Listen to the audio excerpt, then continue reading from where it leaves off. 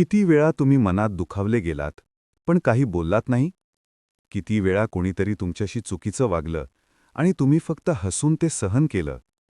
किती वेळा तुमचा अपमान झाला आणि तुम्ही स्वतःलाच समजावलं, चालायचं, सोडून दे. पण आज मी तुम्हाला एक कठोर सत्य सांगणार आहे. तुम्ही जे सहन करता, तेच तुमचं आयुष्य बनतं. आणि जर तुम्ही स्वतःचा अपमान सहन करत असाल, तर तुम्ही हळूहळू स्वतःची किंमत गमावत आहात. आपण सगळे आयुष्यात एक मोठी चूक करतो.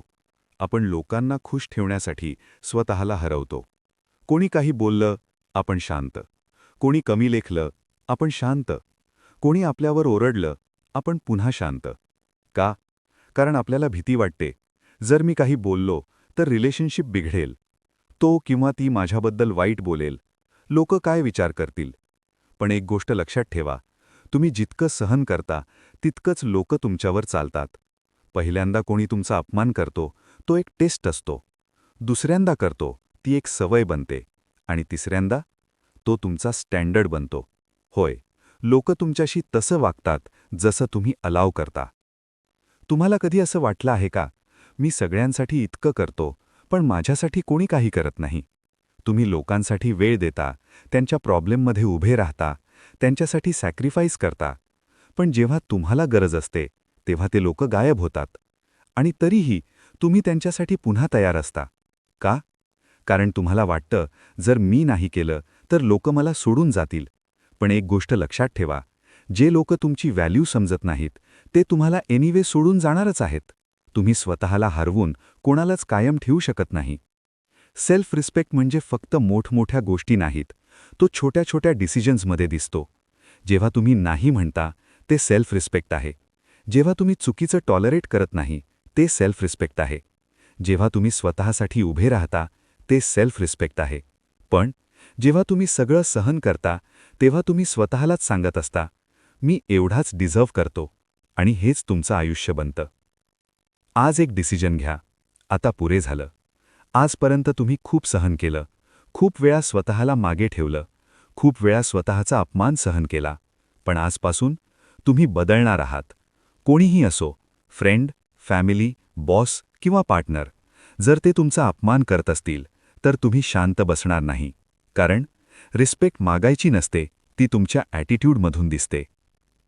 चला, आता काही प्रॅक्टिकल स्टेप्स पाहूया, जे तुम्ही आजपासून लागू करू शकता. नंबर 1, क्लिअर बोलायला शिका. जेव्हा काही चुकीचं वाटतं, तेव्हा लगेच सांगा. शांत राहणं म्हणजे कन्सेंट देणं असतं. नंबर 2, नाही म्हणायला शिका. सगळ्यांना खुश ठेवणं तुमचं काम नाही. नाही म्हणणं ही कमजोरी नाही, ती ताकद आहे.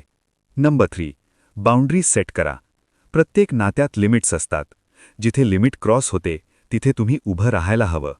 नंबर 4, डिस्टन्स ठेवायला शिका. ज्यांना तुमची व्हॅल्यू नाही, त्यांच्यापासून दूर राहणं हेच तुमचं सेल्फ रिस्पेक्ट आहे. नंबर 5, स्वतःवर काम करा. तुमचा कॉन्फिडन्स, तुमचं पर्सनॅलिटी, तुमचं ग्रोथ हे सगळं वाढवा. जसं तुम्ही ग्रो करता, तसंच लोक तुमच्याकडे बघण्याचा दृष्टिकोन बदलतो. लक्षात ठेवा, जिथे तुमचा आदर नाही, तिथे राहणं म्हणजे स्वतःचा अपमान करणं आहे. कधीकधी दूर जाणं ही कमजोरी नसते, ती तुमची ताकद असते. कधीकधी नाही म्हणणं रूढ नसतं, ते तुमचं सेल्फ रिस्पेक्ट वाचवतं. कधीकधी एकटं राहणं वाईट नसतं, ते तुमची व्हॅल्यू वाढवतं. आजपासून स्वतःला एक प्रॉमिस करा. मी स्वतःचा अपमान सहन करणार नाही. मी स्वतःची व्हॅल्यू कमी करणार नाही. मी कोणासाठी स्वतःला हरवणार नाही. आणि मी माझ्या सेल्फ रिस्पेक्टसाठी नेहमी उभा राहीन. कारण तुमची व्हॅल्यू तुम्हीच ठरवता. जर तुम्ही स्वतःला रिस्पेक्ट दिलात, तर जगाला तुम्हाला रिस्पेक्ट द्यावंच लागेल. पण जर तुम्ही स्वतःच स्वतःला कमी समजलात, तर जग कधीच तुम्हाला सिरियस घेणार नाही. म्हणून आजपासून एक नवीन सुरुवात करा. स्वतःला रिस्पेक्ट द्या, स्वतःसाठी उभे राहा आणि स्वतःचा अपमान सहन करणं कायमचं बंद करा. The 7th mindset. तुमचा माइंडसेट बदला, आयुष्य आपोआप बदलेल.